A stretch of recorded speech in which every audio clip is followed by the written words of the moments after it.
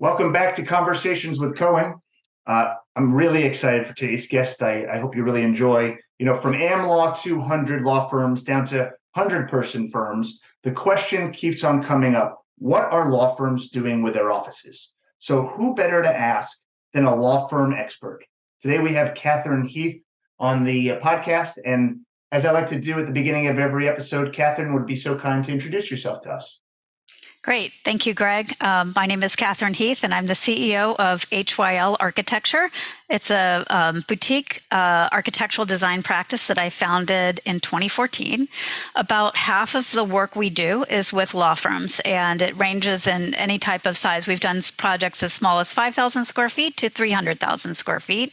We're working across the country with some of the big law firms, and then we're also doing some work internationally as well. Would you be so kind, just as the audience gets to know you a little bit better, would you be so kind to share some of those clients that you work with? Sure, absolutely. So we recently completed the offices in Washington, D.C. for Williams & Connolly at the Wharf. And we are currently working on Morgan Lewis's Philadelphia headquarters. We're working with Kroll in a couple of different markets. And we have a long-standing relationship with Arnold & Porter. We've done maybe 5 or 6 different offices for them, ranging from 5,000 square feet in New Jersey to 300 and some thousand square feet in Washington, D.C. Wonderful. And I think I have the honor, if this is correct, this is the first podcast you're doing. Is that right? Oh yes, this is my first podcast. So. All right. Okay. All right. We'll have some fun and be gentle. So let me just ask the first question, which is, what's the biggest change that law firms have made in how they think about their real estate? Yeah, so we have been doing quite a bit of research post-pandemic, and we work with firms of all sizes, and we still come back around to the same questions, which is how much space do we need? And we're seeing a different type of strategy in terms of planning for the long term.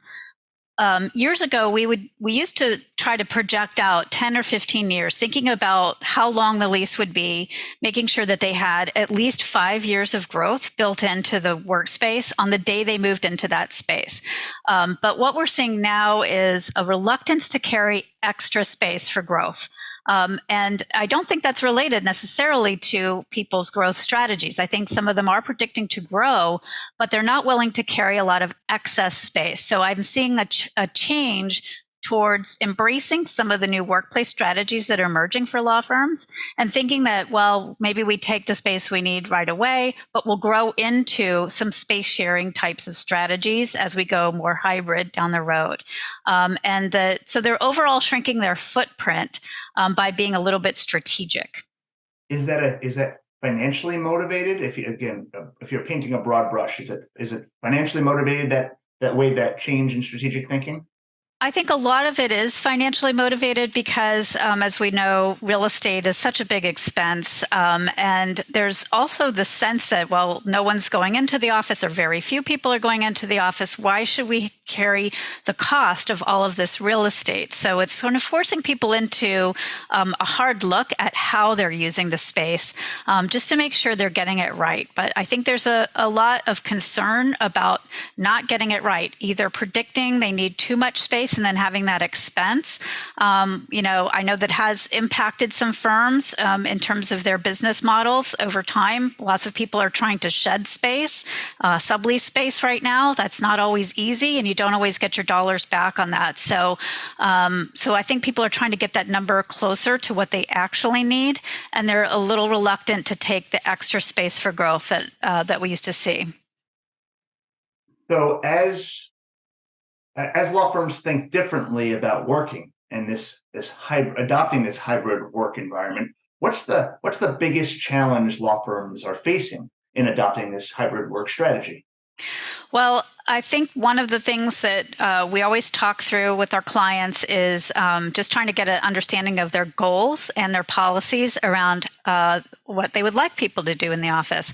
Some folks are driven by trying to reduce their space footprint and sort of making something like a hoteling scheme happen. Others are wanting to get people back into the office to drive culture, mentorship, and other types of, benefits of having the interaction in the office. So they're trying to bring people back into the office and making the office as welcoming as possible, having excellent amenities, very ergonomic and technologically advanced workspaces, and a culture that's reflected in the design to try to engage their people. So those are really the two approaches. So if you start with that goal, then they start to look at, well, so let's look at the policies next. How many days a week are you going to have people in? Are you going to try to have people come in on Tuesdays and Wednesdays, or try to get most people in on 2 particular days a week, for example, and let people work remotely on the other days? That's going to result in a very different number than trying to spread that hybrid workplace across the whole week. So for each firm we work with, we need to do an analysis that kind of takes into account their growth projections, of course, as well as their policies and goals, and how all of those things fold together to result in the space requirement that they're going to need. And the numbers could be very different. You just can't go back to the same rentable square foot per attorney and try to do a back of the napkin type of analysis on that. So that sounds to me like one of the biggest challenges for this adopting the hybrid work is digging deep within an organization to understand what the policies and strategies are. So it can't be a broad brush. Correct. Yes. We need to do the same type of due diligence in coming up with the space requirements for a law firm as a law firm would do for their own clients in putting together a case, quite frankly. There's a lot of details to be resolved, and it's not a cookie cutter type of solution. If you get a cookie cutter type of solution, there's a good chance you're going to end up with a lot of underutilized space. So if I'm a law firm and I adopt a hybrid work strategy, does it mean less real estate? It might mean less real estate. The number one thing that is going to, there's 2 things that really contribute. By far, the most effective thing to reduce your footprint is going to be assigning smaller spaces. We've already seen a trend towards that. Many different firms are using kind of a universal footprint of offices. I think changing from the 2 size to the single size was already something that was happening pre-pandemic.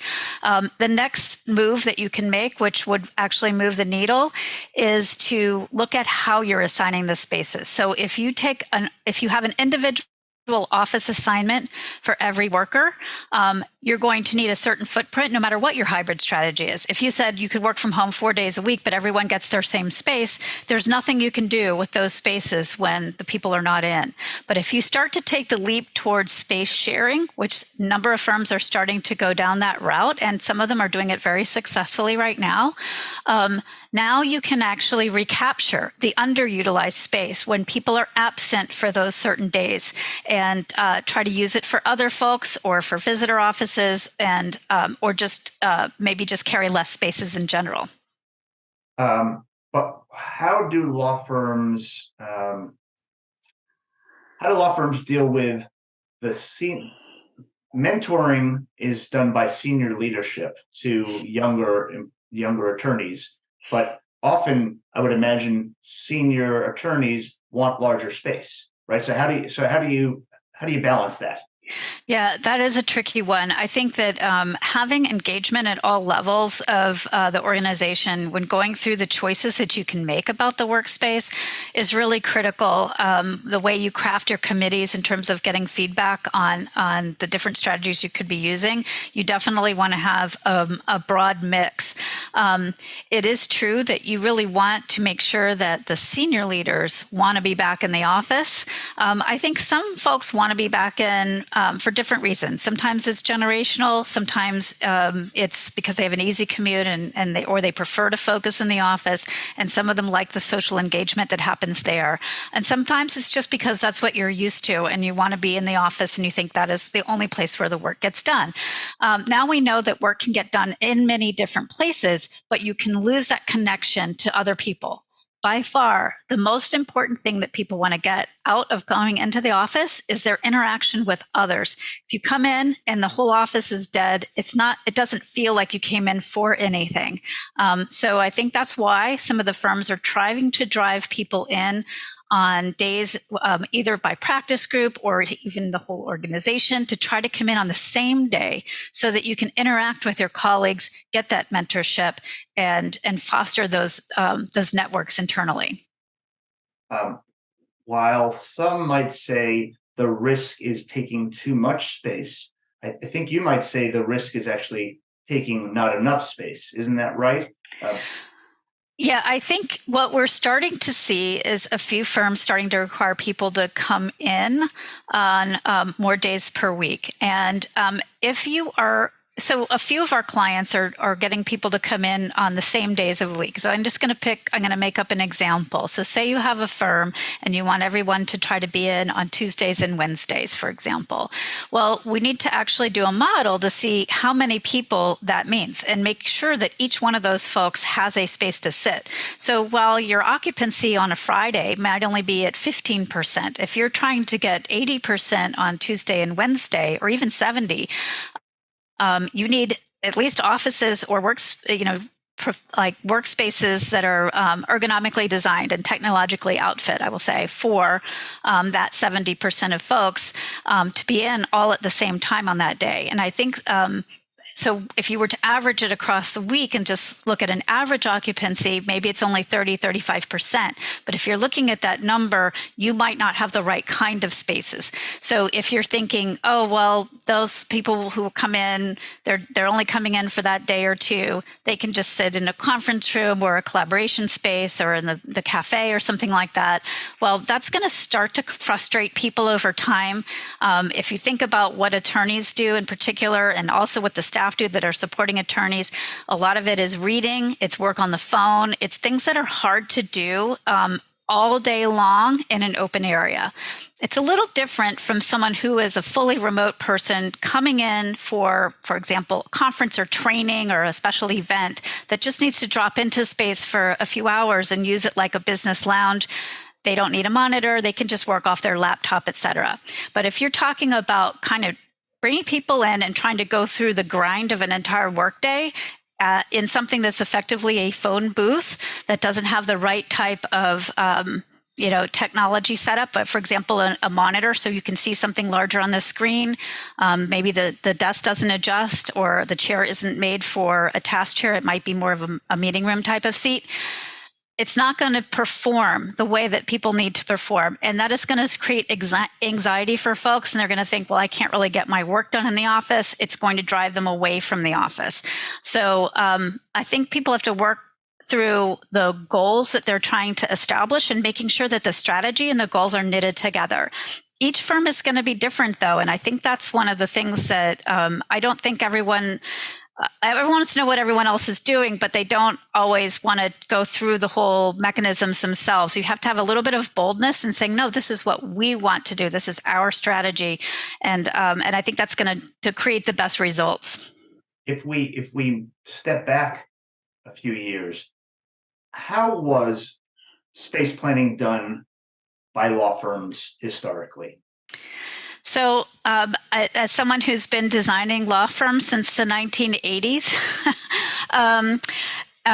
I can say that it used to be very cookie cutter. Like I'm talking about, you had a formula basically. You could say, well, it's always going to be X number of rentable square feet per attorney. There was ratios of partners to associates. There were ratios of associates to secretary stations.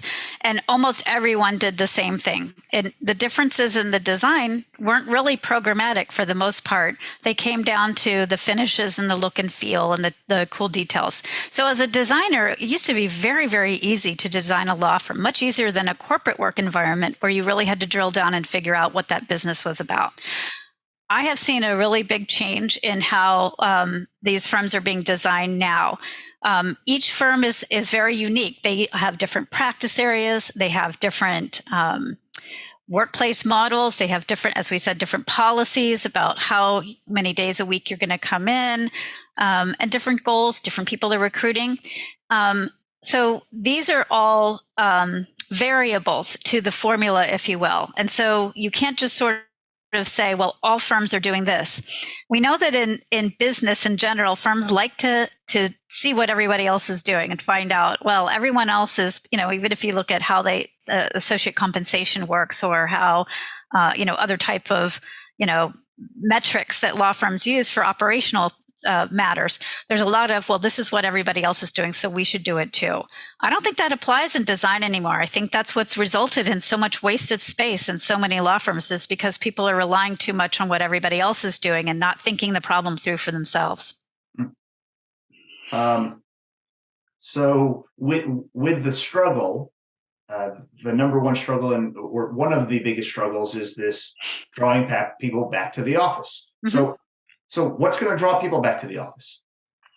Well, I would love to be able to say, as an architect, that that design is what draws people back into the office, but I can't say that definitively. We've interviewed hundreds and hundreds of lawyers and staff at all different sizes and varieties of law firms, and by far, the most important thing is the other people that are in the office. They want to be back in, and they're gaining value from being with their colleagues.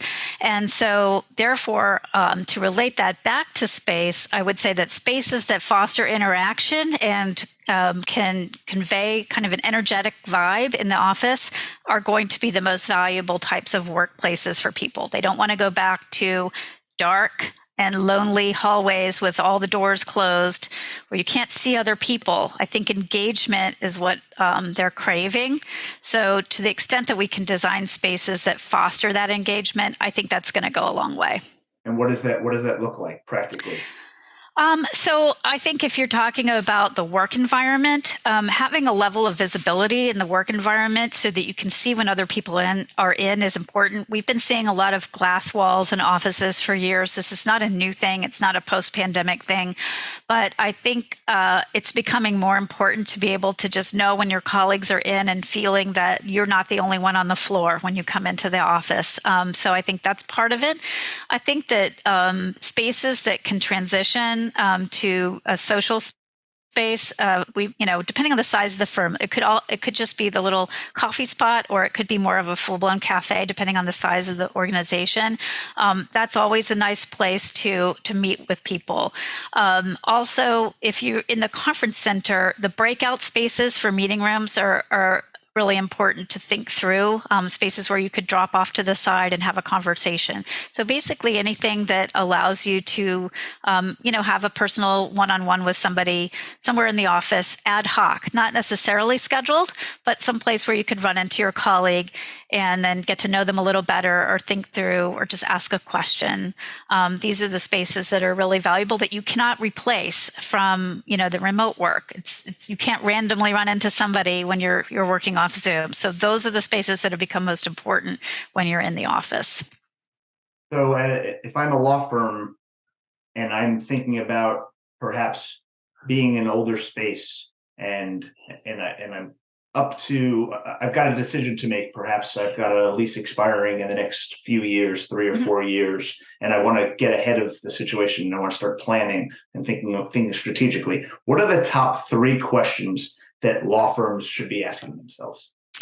So I think that that's a great question. First of all, everyone needs to be really forward thinking about space. Again, number 2, expense of operations after personnel. So the first thing to start with are the goals. What are is the goal going to be driven by, a reduction in space because you're trying to hit a certain metric, or is your goal going to be to try to activate the space that you have and try to get as many people back into the office in order to potentially drive performance up, or to get the next generation of folks mentored and trained? So those are each individual firm really needs to think through, first and foremost, let's set those goals out there of where do we want to go with it and why are we making the change. The second step then would be to figure out what is the tolerance going to be for so making a more radical move, such as sharing space or hoteling, as it's called. We know hoteling has had a lot of success in the business world for, consulting firms such as Deloitte or PwC for many, many years. And we're seeing some firms use this. But it does take a lot of change management to try to help people embrace that strategy. Sometimes the numbers do the talking. If you've gone through the model, you can say, well, this is how much space we will save. This will translate to a certain dollar. That is a compelling argument. And just trying to get everybody on board with that would be part of that process. But first and foremost, as leadership, you have to understand where you fall in the spectrum. Are you going to want to push for that, or are you not going to want to push for that? Sometimes you just want to wait and see what the number is before you make that decision. So there's a little bit of back and forth there. And I would say the third thing to start thinking about is the next generation. Who are you trying to recruit? What type of message do you want to convey? Your space should be very much aligned with your mission and values. We're seeing sometimes that the older spaces don't really fit with the modern interpretation of an organization. If they're aspiring, for example, to be seen as a more technologically advanced firm, but their space is very dated, it doesn't really convey that message. So, and it's likewise, if you're conveying that you have a very transparent and open door environment, but you have very dark hallways and everything's closed off, you're not really conveying that message that you're kind of open and inclusive. So I think that thinking about who you're trying to attract in, who you're trying to retain in your firm, what is going to be important to them, and can you align your space and message, that is going to go a long way.